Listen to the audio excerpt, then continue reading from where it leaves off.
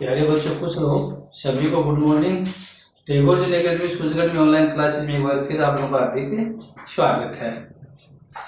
व्यवसाय अध्ययन में हम लोग 10 का चैप्टर अपना चल रहा है। आज हम इसका जो लास्ट टॉपिक है उसके बारे में हम लोग पढ़ेंगे।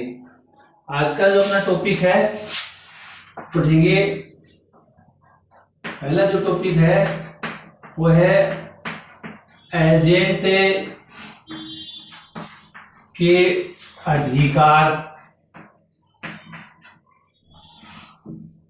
और दूसरा जो है वो है एजेंट के विरुद्ध प्रधान के अधिकार।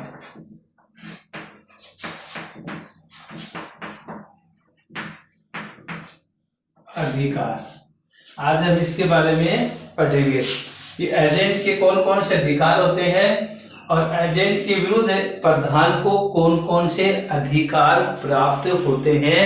इनके बारे में हम लोग जानकारी लेंगे। कल का वीडियो जो था उसमें मैंने आपको बताया था एजेंट के बारे में। हम लोगों ने पढ़ा था कि एजेंसी क्या होती है, एजेंसी के तत्व कौन कौन से होते हैं, एजेंट कौन बन सकता है, एजेंट की नियुक्ति कौन कर सकता है। इसी प्रकार से मैंने आपको बताया था कि एजेंट तथा नौकर में अंतर, नौकर में अंतर, एजेंट तथा नौकर में जो अंतर, एक बार फिर रिपीट कर देता हूं इसको। एजेंट तथा नौकर में जो अंतर होता है उसके 4 आधार पर हम लोग बता सकते हैं। एक है अनुबंधात्मक संबंध, अनुबंधात्मक संबंध, ठीक है। दूसरा है पारिश्रमिक, तीसरा आता है सेवा योजक और चौथा है एजेंट एवं नौकर, एजेंट एवं नौकर। इसके आधार पे हम लोग अंतर कर सकते हैं।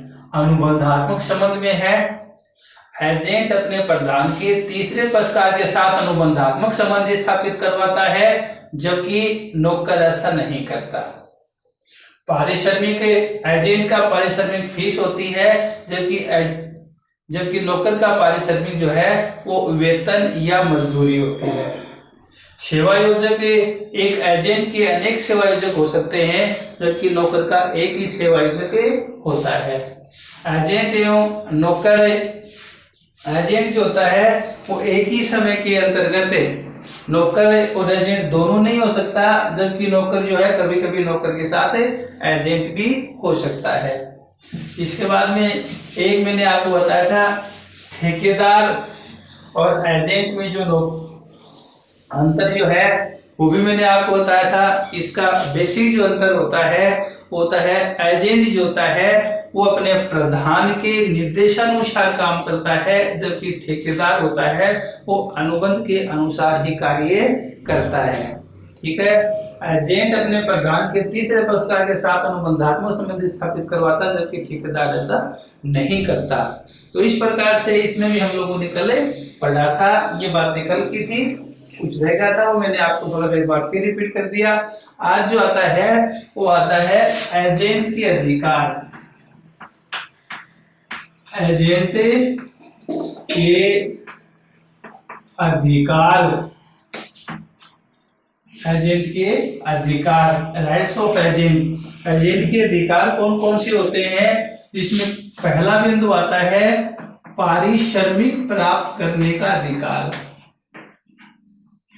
पारिश्रमिक प्राप्त करने का अधिकार, प्राप्त करने का अधिकार। पारिश्रमिक प्राप्त करने का अधिकार।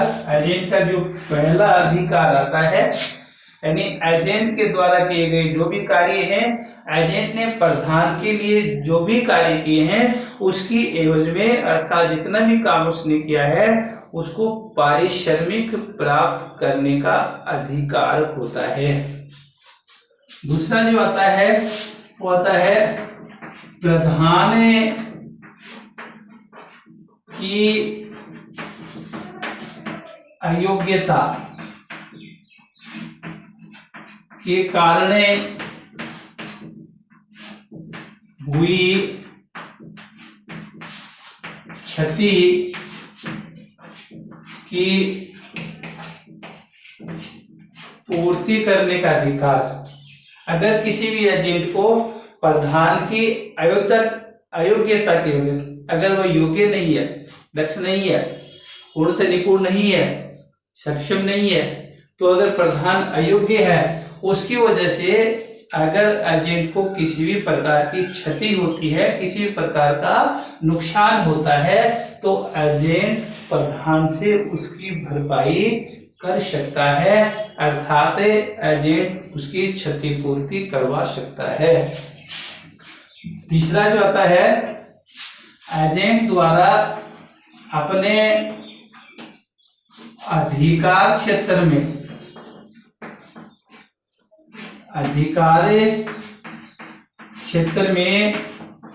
किए गए कार्यों के लिए, अगर एजेंट के द्वारा अपने अधिकार क्षेत्र में किसी भी प्रकार का वैध कार्य किया गया है, अपने अधिकार क्षेत्र में, यानी एजेंसी लेते समय एजेंट का अधिकार क्षेत्र होता है, कार्य क्षेत्र होता है, ये जो कार्य क्षेत्र होता है इस एजेंट का होता है, ये जो परिधि होती है, सीमा जो होती है, ये एजेंट की है, और इस सीमा के अंतर्गत, इस अधिकार क्षेत्र के अंतर्गत वह कार्य करेगा। उसी अधिकार क्षेत्र के समय कार्य करते समय अगर उसे किसी भी प्रकार की हानि का सामना करना पड़ता है, तो ऐसी स्थिति में होने वाली जो हानि है उसकी वह क्षतिपूर्ति करवाने का अधिकार उसके पास होता है। उसके बाद में चौथा जो नंबर आता है वह है संकट काल में सभी आवश्यक कार्य करना।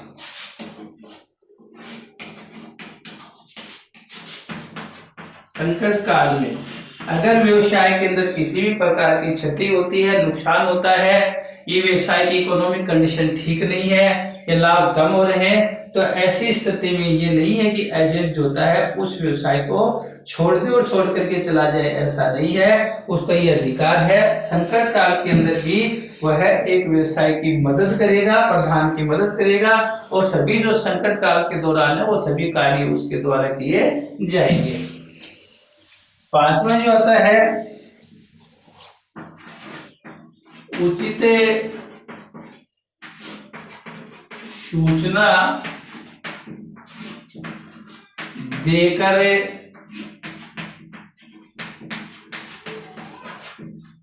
एजेंसी समाप्त करना। एक और जो महत्वपूर्ण जो अधिकार होता है उचित सूचना देकर के वह एजेंसी समाप्त कर सकता है।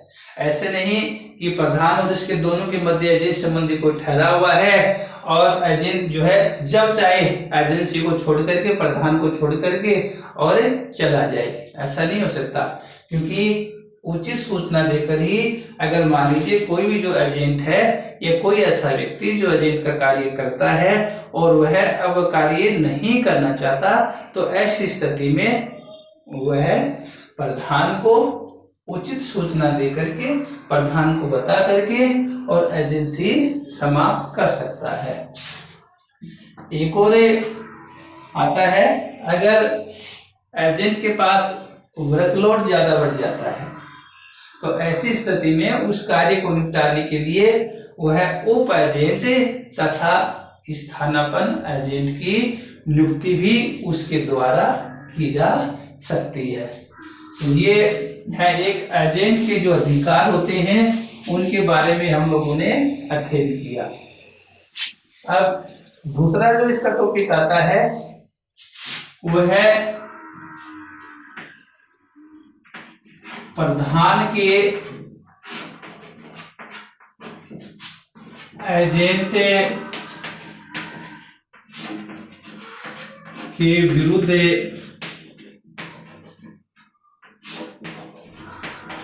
अधिकार।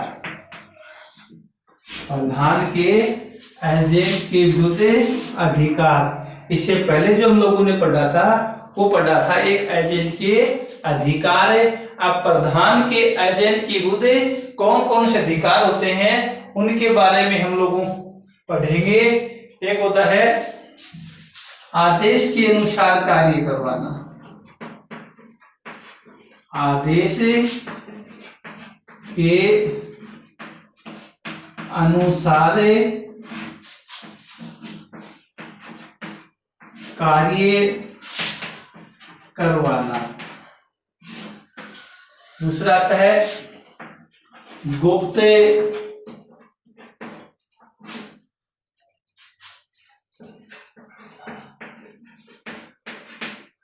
लाभों को प्राप्त करना। प्रधान के एजेंट के विरुद्ध कौन कौन से अधिकार होते हैं? पहले दो हैं आदेश के अनुसार कार्य करवाना। आप जानते हो प्रधान और एजेंट के बीच एक एजेंसी का जन्म होता है, एक एजेंसी की स्थापना होती है, तो एक ठहराव के द्वारा होती है। उस प्रकार से दोनों के मध्य जो ठहराव होता है जिससे एजेंसी का जन्म होता है। तो इस प्रकार से प्रधान के एजेंट के जो अधिकार होते हैं आदेश के अनुसार कार्य करवाना, अर्थात प्रधान के द्वारा जो भी आदेश एजेंट को दिया जाता है उसके अनुसार उसको कार्य करना पड़ेगा, वह मना नहीं कर सकता। तो एजेंट को प्रधान के आदेशानुसार कार्य करना पड़ेगा या आदेशानुसार कार्य करवाना।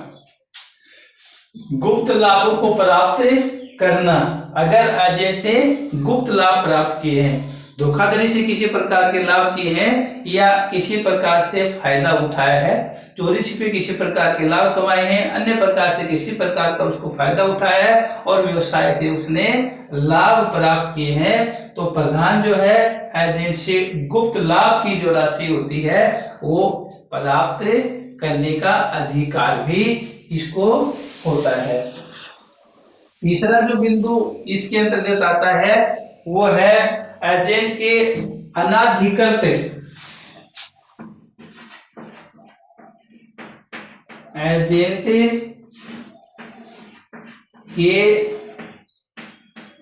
अनाधिकृत कार्यों को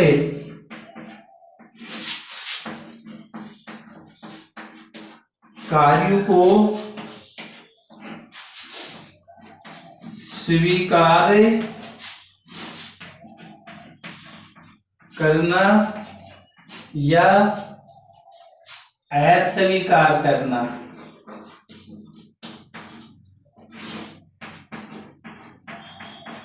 एजेंट के अनाधिकृत कार्यों को स्वीकार करना या अस्वीकार करना। एक और जो महत्वपूर्ण आता है एजेंट के अनाधिकृत कार्यों को, यानी एजेंट ने ऐसे कार्य किए हैं जो उसके अधिकार में नहीं है।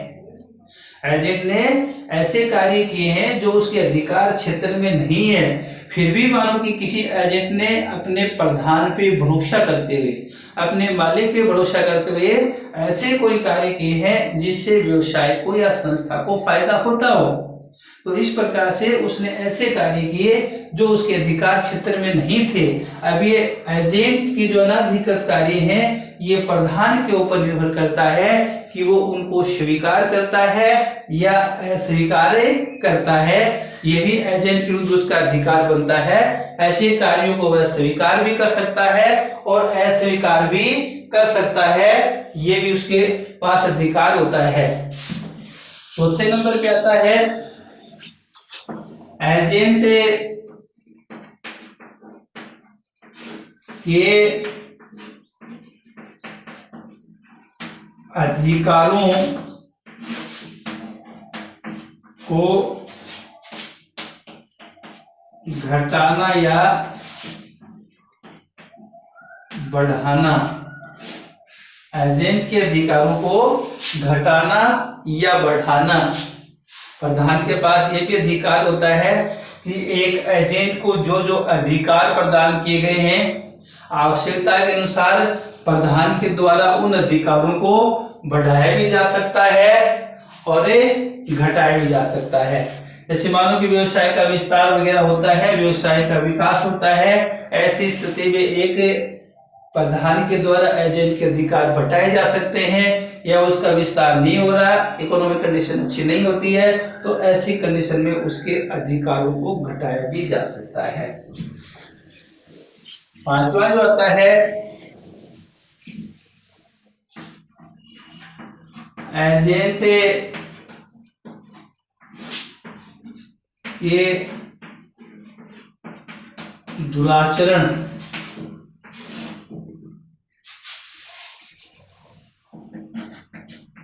के लिए पारिश्रमिक को रोकना।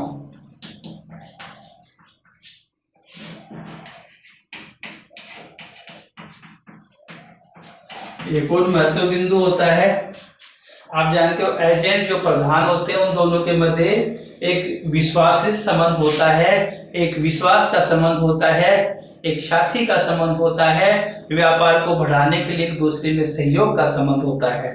लेकिन इस बीच अगर किसी एजेंट के द्वारा किसी प्रकार की धोखाधड़ी का काम किया गया है, कोई गुप्त लाभ कमाया गया है, या अपने अधिकार क्षेत्र में कार्य नहीं किया गया, एजेंट द्वारा दिए गए अधिकारों के तहत कोई कार्य नहीं करता है, या दुराचरण का जो प्रभाव होता है, सही प्रकार से एजेंट का आचरण नहीं होता मालिक के साथ, तो ऐसी कंडीशन में मालिक के द्वारा एजेंट के दुराचरण किए जाने पर वह उसका जो पारिश्रमिक होता है उसको रोके रखने का अधिकार भी उसे होता है, यानी उसको रोक सकता है।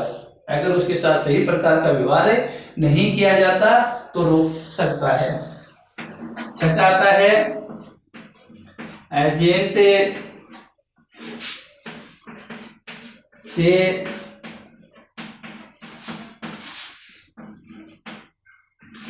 हिसाब मांगना। एजेंट से हिसाब मांगना। एक और है कि एक प्रधान का अपने एजेंट के प्रति अधिकार बनता है, आवश्यकता पड़ने पर जब जब भी वह आवश्यक समझता है एजेंट के द्वारा किए गए सभी प्रकार के जो कार्य होते हैं उनसे हिसाब मांग सकता है। यानी एजेंट के द्वारा किए गए सभी प्रकार के जो लेन देन होते हैं, किया गया सभी प्रकार का जो व्यवहार होता है, कितना काम उसने किया, कितना नहीं किया, किस प्रकार का हिसाब किताब है, कौन कौन से लेन देन उनके द्वारा हुए हैं, सभी प्रकार का हिसाब मांगने का अधिकार भी प्रधान का होता है। इसलिए एजेंट द्वारा किए गए सभी कार्यों के द्वारा उसे वह हिसाब मांग सकता है। सातवां जो है, यदि एजेंट की लापरवाही, यदि एजेंट की लापरवाही से कोई क्षति या हानि होती है,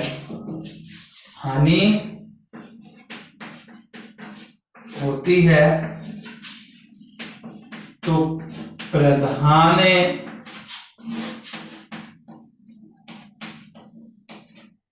एजेंट से क्षतिपूर्ति करवा सकता है।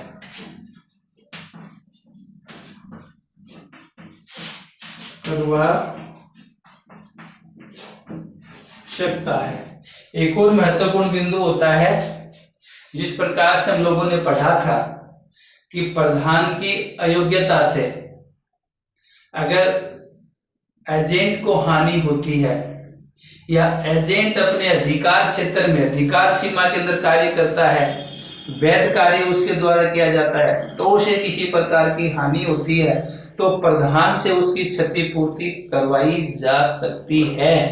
ठीक उसी प्रकार से अगर एजेंट की लापरवाही से, यदि एजेंट की लापरवाही से अगर कोई हानि होती है या अगर कोई क्षति होती है तो प्रधान को भी एजेंट से उसकी क्षतिपूर्ति प्राप्त करने का अधिकार होता है। ऐसी हानि या जो नुकसान होता है उसकी भरपाई एजेंट से करवाई जा सकती है।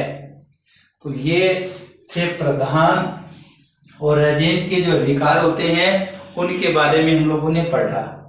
एक और यह सबसे ध्यान देने योग्य बात यह है कि एजेंट के अधिकार ही प्रधान या मालिक के कर्तव्य होंगे।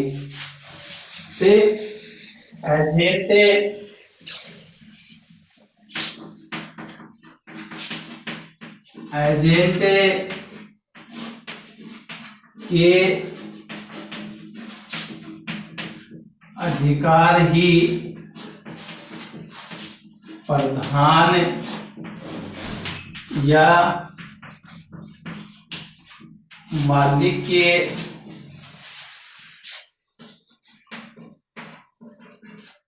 कर्तव्य होंगे। क्या होंगे? कर्तव्य होंगे।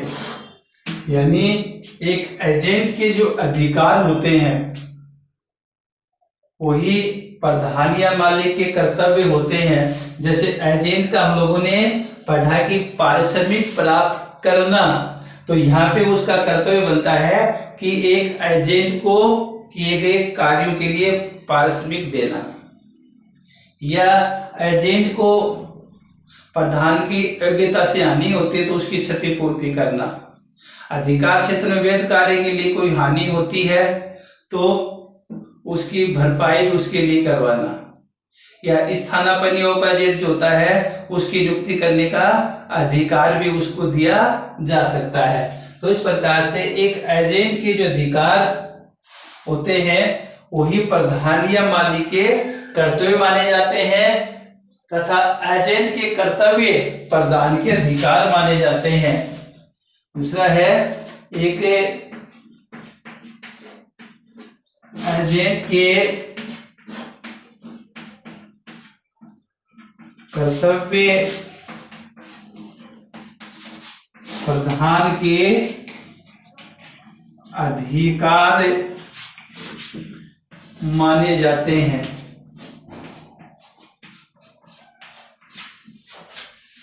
माने जाते हैं, ये महत्वपूर्ण बात है दोनों की।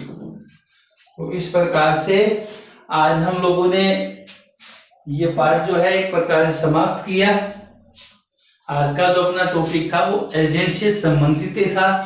कल एजेंसी का जो हम लोगों ने शुरू किया उससे पूरा रिलेटेड है। एजेंसी क्या होती है, एजेंट कौन नियुक्त कर सकता है, कौन एजेंट बन सकता है, एजेंट तथा नौकर में अंतर क्या होते हैं, ठेकेदार तथा एजेंट में क्या अंतर होता है, या एजेंट के कौन कौन से अधिकार होते हैं, एजेंट के विरुद्ध प्रधान के कौन से अधिकार होते हैं, और इसके अलावा एजेंट के जो अधिकार ही प्रधान, एजेंट के अधिकार ही प्रधान या मालिक के कर्तव्य हो जाएंगे और एजेंट के कर्तव्य हैं वो मालिक के अधिकार बन जाएंगे। जैसे उसे कार्य करवाने का अधिकार होता है, अनुबंध को समाप्त करने का अधिकार होता है, गुप्त लाभ होते हैं उसको प्राप्त करने का अधिकार होता है, प्राप्त करवा सकता है। ये सारी चीजें जो है एक दूसरे के विपरीत है। तो इस प्रकार से ये जो अपने 10 का पाठ था, 9 के पाठ से मैंने शुरू किया था संनियम या राजनियम या विधि, उसके बाद में उस संबंधी अधिनियम हम लोगों ने देखे थे और उसके प्रावधान, एक एक के जो प्रावधान हैं इनको हम लोगों ने विस्तार से पढ़े। परीक्षा की दृष्टि से ये जो पाठ आता है 16 नंबर का आता है। 2 क्वेश्चन 1 नंबर के आते हैं, 2 क्वेश्चन 2-2 नंबर के आते हैं, 1 क्वेश्चन 4 नंबर का आता है, 1 क्वेश्चन 6 नंबर का आता है। इस प्रकार से 16 नंबर का पाठ आता है। काफी महत्वपूर्ण पाठ है, 9 और 10 दोनों मिला करके। तो इस प्रकार से आज अपने 10 का पाठ शुरू हुआ।